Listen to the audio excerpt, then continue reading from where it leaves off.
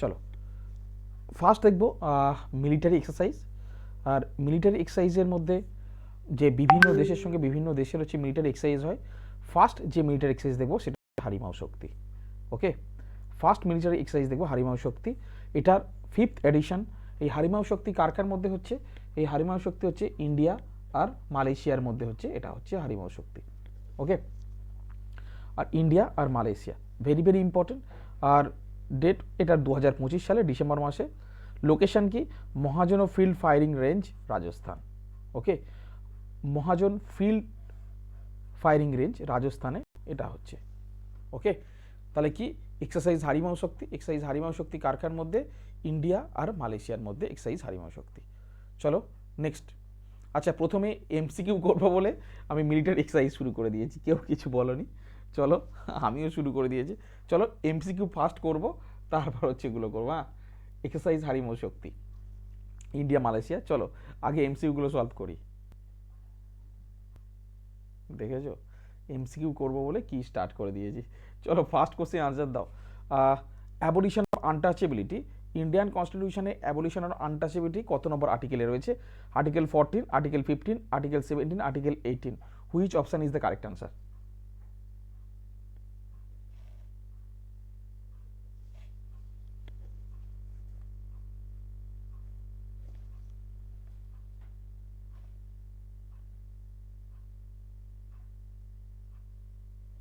দেখো, option C article 17 is the correct answer. Article 17 abolition of untouchability article 17 এর মধ্যে রয়েছে। It is under article 17। Okay, তাহলে কি অ্যাবলিশন অফ আনটাচেবিলিটি। আচ্ছা, এখানে যে আর্টিকেলগুলো রয়েছে, অ্যাবলিশন অফ টাইটেল কত নম্বর আর্টিকেলে রয়েছে?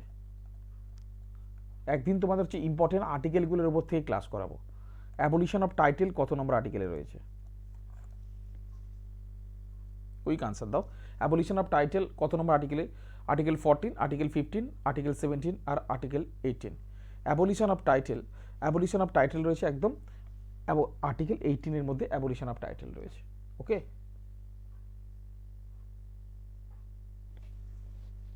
আর্টিকেল 18 এর মধ্যে। চলো কোশ্চেন নাম্বার 2 ভালো করে দেখো। কোশ্চেন নাম্বার 2 তে বলছে কি, the vice president of India is the x officer chairman of which body? Okay, the vice president of chairman is the ex-officio chairman which body? Lok Sabha, Rajya Sabha, Planning Commission, Election Commission. Which option is the correct answer?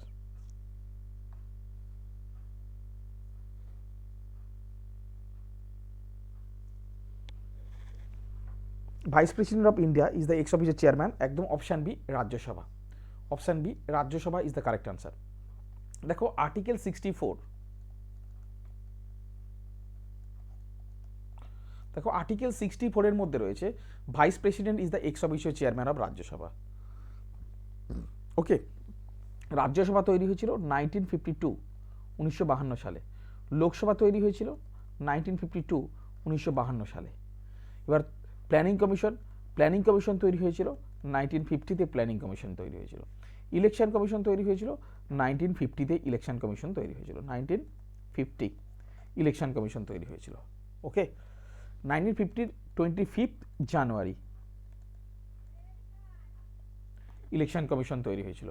তাই জন্য 25 জানুয়ারি national voters day পালন করা হয়।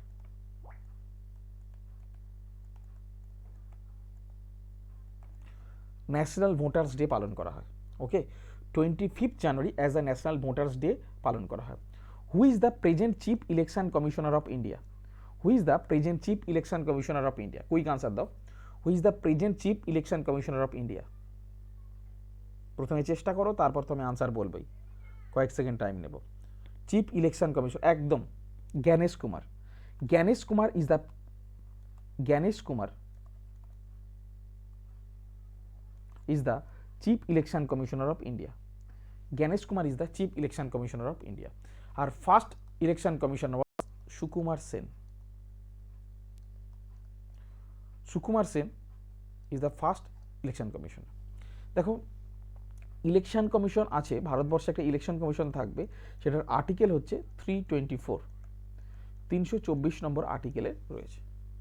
আচ্ছা, এখানে যে সমস্ত বডিগুলো রয়েছে, এখানকার মধ্যে কোন বডিটাকে বলা হয় unconstitutional?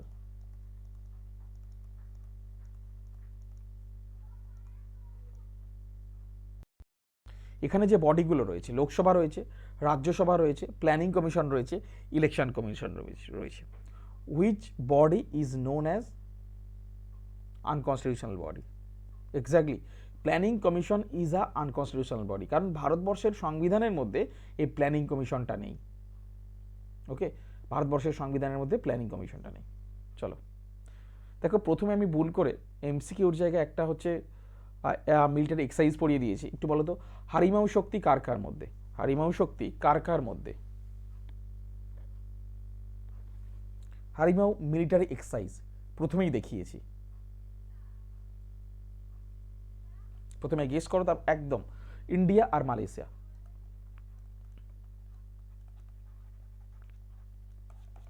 India and Malaysia.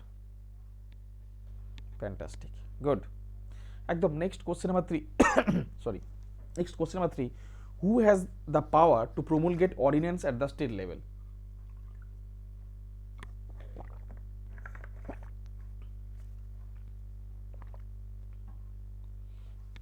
K state লেভেলে অর্ডিন্যান্স আনতে পারে?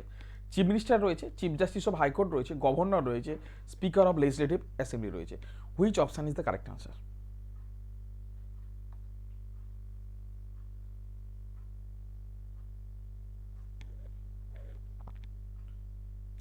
দেখো, ordinance promulgated in state level, state লেভেলে হচ্ছে গভর্নর, যার article very very important, article 213,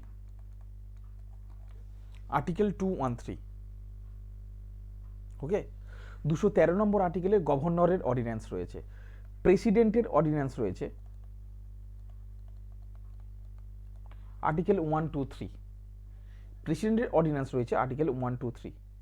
চলো next question, question number 4, which schedule of the Indian constitution deals with allocation of the seats of Rajya Sabha? দেখো, ভারতবর্ষের মোট নাম্বার অফ শিডিউল যখন সংবিধান তৈরি হয়েছিল, নাম্বার অফ শিডিউল ছিল 8, বর্তমানে নাম্বার অফ শিডিউল হচ্ছে 12। এই 12টা শিডিউলের মধ্যে মোট কোন নম্বর শিডিউলে হচ্ছে রাজ্যসভার আসনের অ্যালোকেশন সম্পর্কে বলা রয়েছে?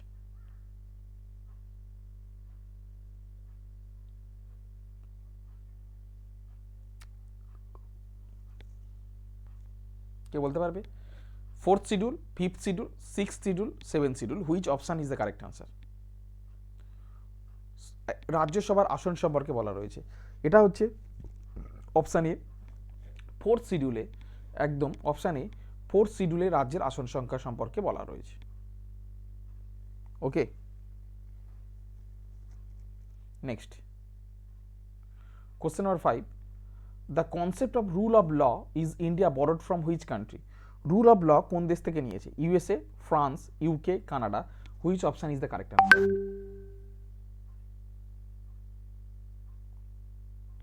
USA, France, UK, Canada, which option is the correct answer? Rule of ল।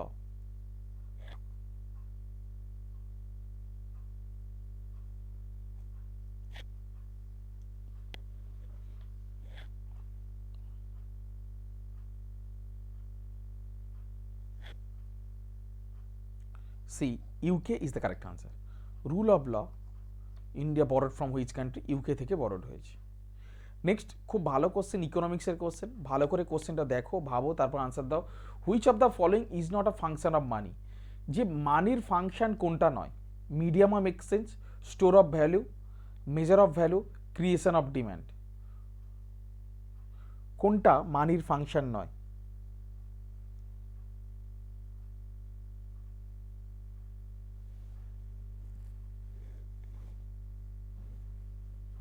একটু ভাবনা চিন্তা করে মানে হচ্ছে আনসার দাও। মানির ফাংশন কোনটা নয়?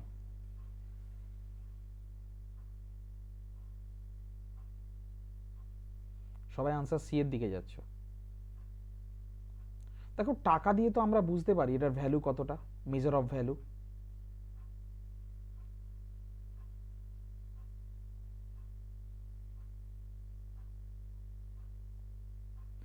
দেখো, যদি আমরা অপশান ডিতে যাই, ভালো করে দেখো, যদি আমরা অপশান ডিতে যাই, অপশান ডি কে বলেছে ক্রিয়েশন অফ ডিমান্ড। টাকা কোনোদিন কোনো প্রোডাক্টের ডিম্যান্ড তৈরি করতে পারে না, কোনো কিছু ডিম্যান্ড তৈরি করতে পারে না টাকার। টাকা মিডিয়াম অফ এক্সচেঞ্জ বলতে পারি, স্টোর অফ ভ্যালু বলতে পারি, মেজার অফ ভ্যালু বলতে পারি, কিন্তু ক্রিয়েশন অফ ডিম্যান্ড কোনোদিন হতে পারে না টাকা। ওকে, ক্রিয়েশন অফ ডিম্যান্ড কোনোদিন হতে পারে না। চলো next question number 7, inflation caused by excess demand over supply is known as. সাপ্লাইয়ের থেকে যখন ডিম্যান্ড বেশি হয় সেই ইনফ্লেশনটাকে কি বলা হয়? সাপ্লাইয়ের থেকে ডিম্যান্ড বেশি হলে সেটাকে কি ইনফ্লেশন বলা হয়? Cost push inflation, demand flow inflation, stagflation আর ক্রিপিং ইনফ্লেশন।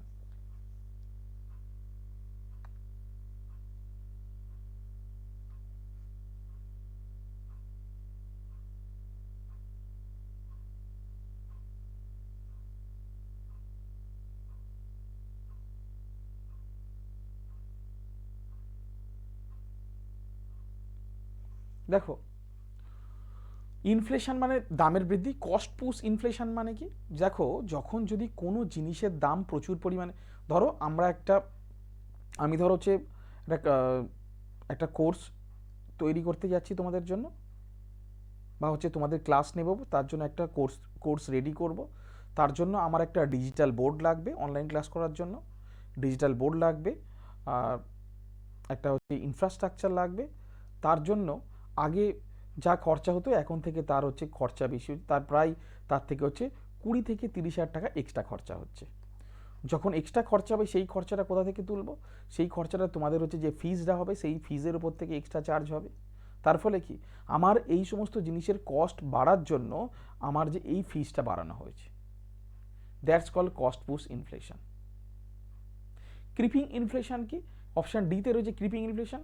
যখন ইনফ্লেশনটা খুব ধীর গতিতে হয়, ধীরে ধীরে হয়, ক্রিপিং মানে হামাগুড়ি দেওয়া, তখন তাকে বলা হচ্ছে ক্রিপিং ইনফ্লেশন। স্ট্যাগফ্লেশন কি? আনএমপ্লয়মেন্ট তার সাথে সাথে হাই ইনফ্লেশন।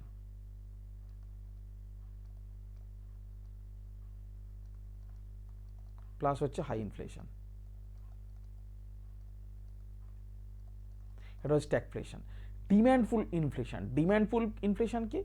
দেখো, যতটা পরিমাণে প্রথম দিকে আমাদের ডিম্যান্ড রয়েছে, দেখো ডিম্যান্ডফুল ইনফ্লেশন, আমাদের কলকাতার কথা ভাবো, ডিম্যান্ডফুল ইনফ্লেশন কি রয়েছে?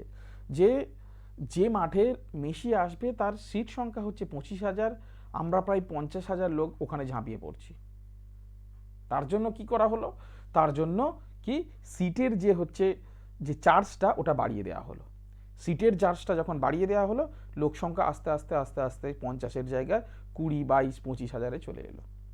দ্যাটস কল হচ্ছে ডিম্যান্ড পুল ইনফ্লেশন। ঠিক আছে, ডিম্যান্ড যত বাড়ছে তত দাম তত বাড়ছে। বুঝতে পেরেছো কি বোঝাতে চেয়েছি? আশা করি বর্তমান পরিস্থিতি থেকে, বিশেষ করে আমাদের পশ্চিমবাংলার পরিস্থিতি থেকে, এই ডিম্যান্ড পুল ইনফ্লেশন দেখে কারোর কোনো অসুবিধা হবে না, নিশ্চয়ই সবাই বুঝতে পেরেছো, তাই তো নাকি? তাহলে কি, inflation caused by excess demand over supply is known as demand pull inflation. Okay, চলো next. Which institution is responsible for controlling the monetary policy of India? Monetary policy.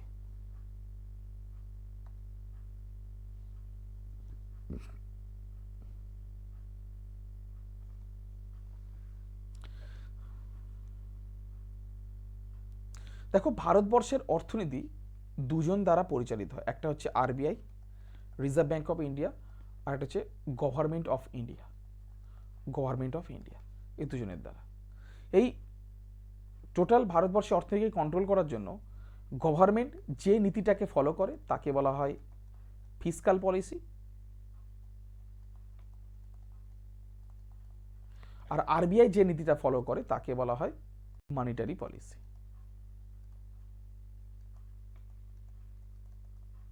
RBI যে নীতিটা ফলো করে তাকে বলা হয় মনিটারি পলিসি। ওকে, তাহলে correct answer will be option B, RBI is the correct answer.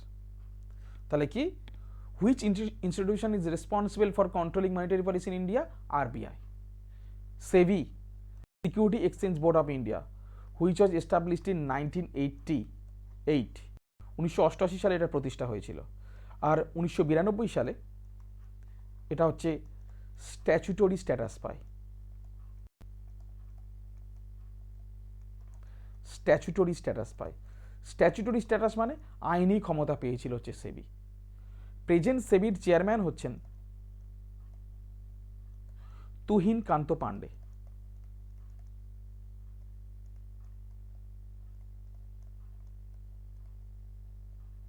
Tuhin কান্ত পান্ডে হচ্ছে সেবির chairman.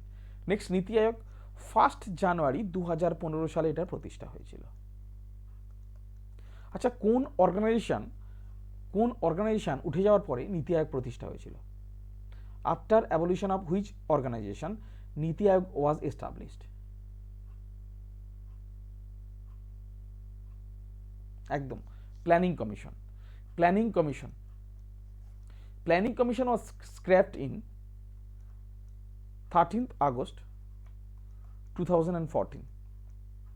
Okay, after the scrap of planning commission, Niti Aayog was established 1st January 2015.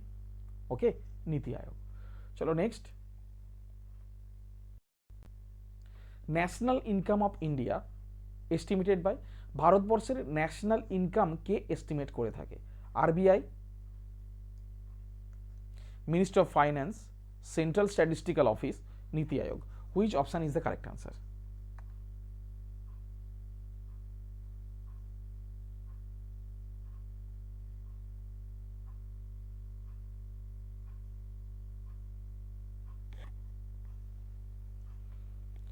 দেখো, ভারতবর্ষে Niti Aayog measure করে থাকে central statistic office, which was established in 1951। Okay, it was established in 1951। Okay, চলো next, question number 10। Which sector contributes largest share to GDP at present?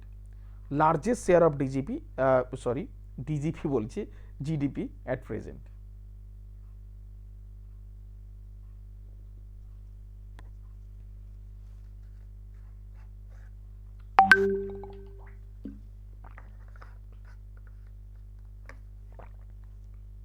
এক্ষেত্রে option B, option C, tertiary sector is the correct answer. Okay, tertiary sector হচ্ছে বেশি GDP হচ্ছে share করছে। ওকে, এটা গেল ইকোনমিক্সের question. ইকোনমিক্সের কোশ্চেনগুলো fantastic ছিল। তাহলে বলো দেখি, fiscal policy control by which organisation? Fiscal policy control by which organisation?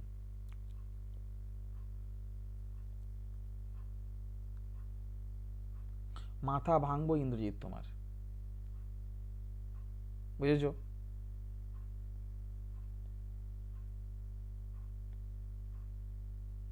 এখানে তোমাদেরকে আমি দেখালাম, একটু ক্লাসটা মন দিয়ে করো। দেখো, মানি মানে টাকা, টাকা কার কাছে থাকে? আরবিআইয়ের কাছে থাকে। তাহলে কি monetary policy control by RBI, আর fiscal policy control by government of India. আর ভুল হবে? মানি কার কাছে থাকে? আরবিআই। তাহলে মানিটারি পলিসি কার কাছে? আরবিআই এর কাছে। আর fiscal policy government of India. এটা এভারগ্রিন কোশ্চেন, প্রচুরবার আসে। আচ্ছা, এই যে ন্যাশনাল ইনকাম, একটু আগেই কোশ্চেন করেছি, ন্যাশনাল ইনকাম কে মেজার করে থাকে, কে হচ্ছে পরিমাপ করে ন্যাশনাল ইনকাম?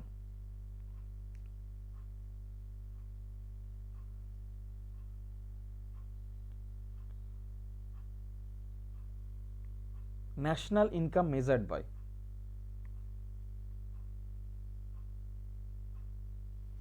সিএসও, তাই তো? একটু আগেই করলাম হচ্ছে সিএসও। সবাই ঠিকঠাক আনসার দেবে জানি। সিএসও ন্যাশনাল ইনকাম মেজার করে থাকে। চলো এবার যাবো হচ্ছে জিওগ্রাফিতে। জিওগ্রাফির first question, which river known as sorrow of Bihar? কাকে সরো অফ বিহার বলা হয়? গঙ্গা আছে, কোসি আছে, গন্ডক আছে, সোন আছে। Which option is the correct answer?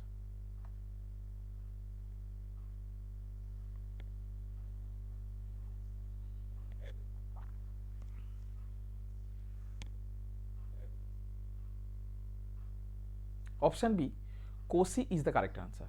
Option B, Kosi is the correct answer. Next question, question number 12, tropic of cancer passes through how many states of India? দেখো, এই যদি আমাদের ইন্ডিয়ান স্টেট ভাবি, কটা স্টেটের ওপর থেকে ঠিক এইভাবে হচ্ছে গেছে মাঝখান থেকে ট্রপিক অফ ক্যান্সার? মোট 8টা স্টেটের ওপর থেকে গেছে। ওকে, মোট 8টা স্টেট। 8টা স্টেটের মধ্যে কি কি? গুজরাট আছে, রাজস্থান রয়েছে, মধ্যপ্রদেশ রয়েছে, ছত্তিশগড় রয়েছে,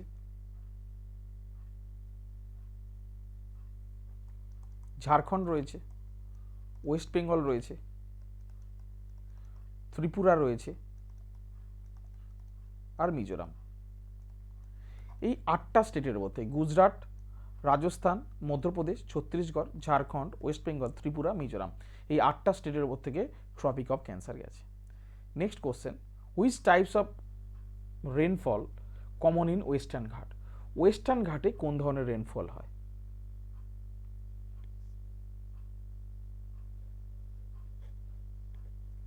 convectional rainfall, cyclonic rainfall, orographic rainfall.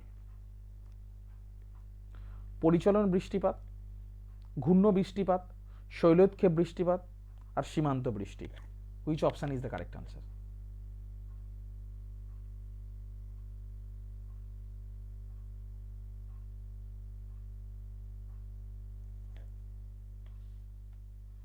দেখো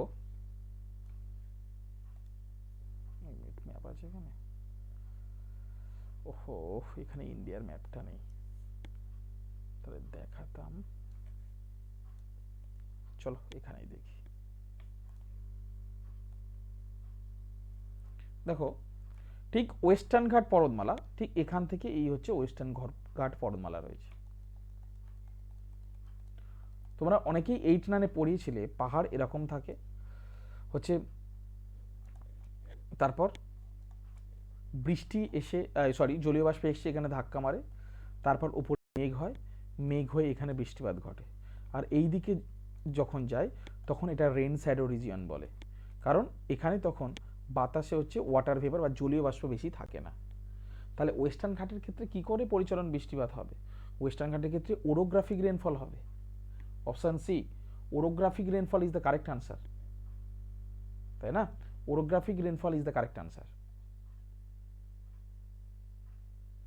Next question, the soil best suited for cotton cultivation, best suited for cotton cultivation is?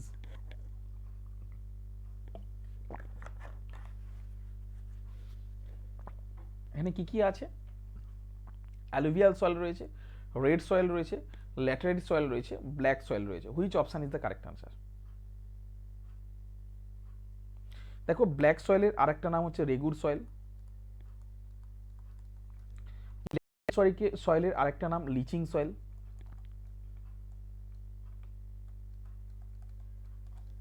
Laterite সয়েলের আরেকটা নাম হচ্ছে লিচিং সয়েল, ওকে, আর এটার নাম হচ্ছে ব্ল্যাক সয়েল। দেখো option D is the correct answer. যদি আমরা ভারতবর্ষের ম্যাপ দেখি, এই যে ডেকান ট্র্যাপ অঞ্চলে ব্যাসল্ট শিলা দ্বারা গঠিত, আর এই ব্যাসল্ট শিলা থেকে ব্ল্যাক সয়েল হচ্ছে তৈরি হয়, ওকে, ব্যাসল্ট শিলা থেকে ব্ল্যাক সয়েল তৈরি হয়। Next question, question number 15, which of the following is the largest plateau in India? কোন প্ল্যাটুটা হচ্ছে সব থেকে largest? Chota Nagpur plateau, Malwa plateau, Deccan plateau, which option is the correct answer?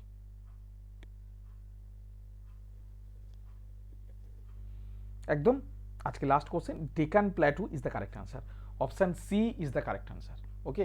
এই তোমাদের গেল হচ্ছে প্ল্যাটু, আর এই হচ্ছে তোমাদের হচ্ছে 15টা কোশ্চেন। একদম কোশ্চেনগুলো ভালো করে দেখো, ভালো করে রিভিশন দিও, ওকে। কোশ্চেনগুলো খুবই ভালো ছিল। চলো এবার